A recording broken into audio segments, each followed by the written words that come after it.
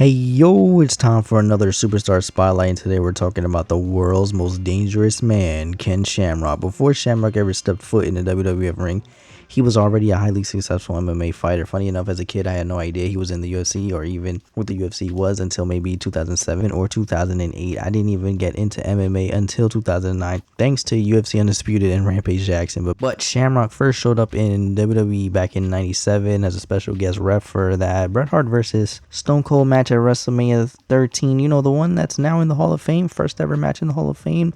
Side note, I appreciate Austin giving him a shout out in his speech because WWE didn't really say anything about him. Shamrock made his in-ring debut after that, squashing Vernon White. From there, he had solid feuds with Vader, Bret Hart, and the Hart Foundation, which led to his first ever pay-per-view main event at In Your House Canadian Stampede, a 10-man tag match. 1998 is really when Shamrock started to shine.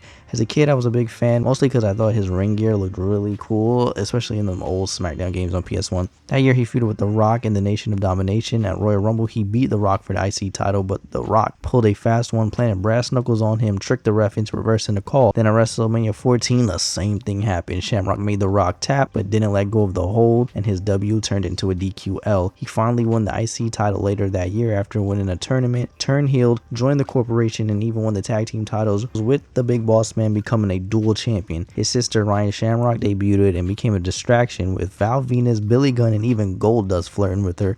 Eventually, when the corporate ministry formed, Shamrock joined the union with the Big Show, Mankind, and Test to fight back. One of his last big moments was the Lions Den match with Steve Blackman. His final feud was with Chris Jericho, and in 2024, he said weird storyline pitches, the Screwjob fallout, and just nothing for him creatively resulted in him leaving. But Shamrock didn't stop. He became the first ever TNA champion, wrestled in New Japan Pro Wrestling, and even returned to the UFC for a bit. Even though his WWE run wasn't super long, I feel like he left his mark. 1998 especially. I didn't even mention he won King of the Ring that year. In WWE, Ken Shamrock was a one-time Intercontinental Champion, one-time Tag Team Champion with the Big Boss Man, 1998 King in the Ring. And it's cool to know that nowadays he does have a Legends contract with the WWE. And that is another Superstar Spotlight. Let me know who you want to see next. Don't forget to like, share, subscribe.